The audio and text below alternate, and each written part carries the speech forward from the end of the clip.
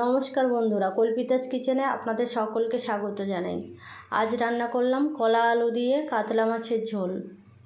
কাতলা মাছের ঝোল রান্না করার জন্য এখানে কয়েকটা কাতলা মাছের পিস নিয়েছি। তার মধ্যে লবণ, হলুদ গুঁড়ো, লঙ্কা গুঁড়ো দিয়ে ভালোভাবে মাখিয়ে নেব।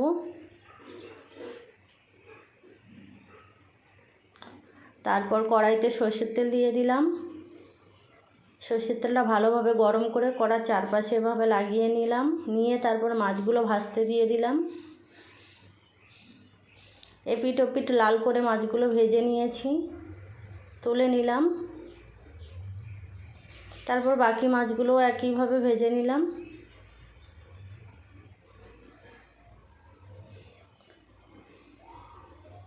তারপর এর মধ্যে কলাগুলো ভেজে নেব। সমস্ত কলা দিয়ে দিলাম, আগে কেটে ধুয়ে রেখেছিলাম। তার মধ্যে একটু হলুদ গুঁড়ো আর একটু লবণ দিয়ে এটাকে ভালোভাবে ভেজে নেব।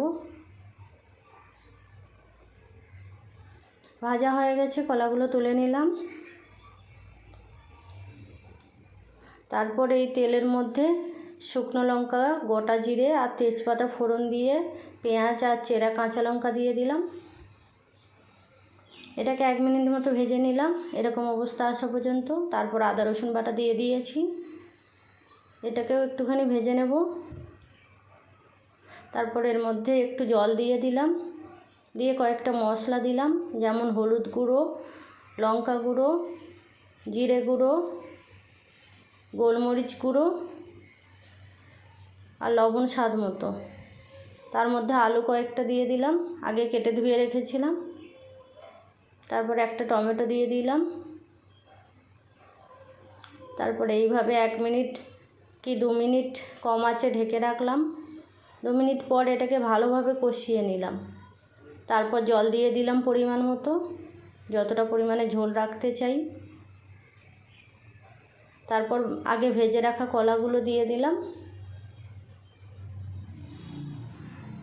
তারপর ফুটে উঠলে ভেজে রাখা মাছগুলো দিয়ে দিলাম।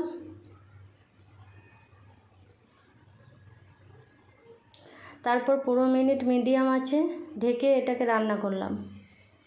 15 মিনিট পর দেখুন মাছের ঝোল তৈরি হয়ে গেছে। একটু গরম মশলা গুঁড়ো দিয়ে দেবো উপর থেকে, দিয়ে এটাকে ভালোভাবে মিশিয়ে দিলাম। তৈরি কাতলা মাছের ঝোল। রেসিপি ভালো লাগলে সাবস্ক্রাইব করে পাশে থাকবেন। অনেক ধন্যবাদ।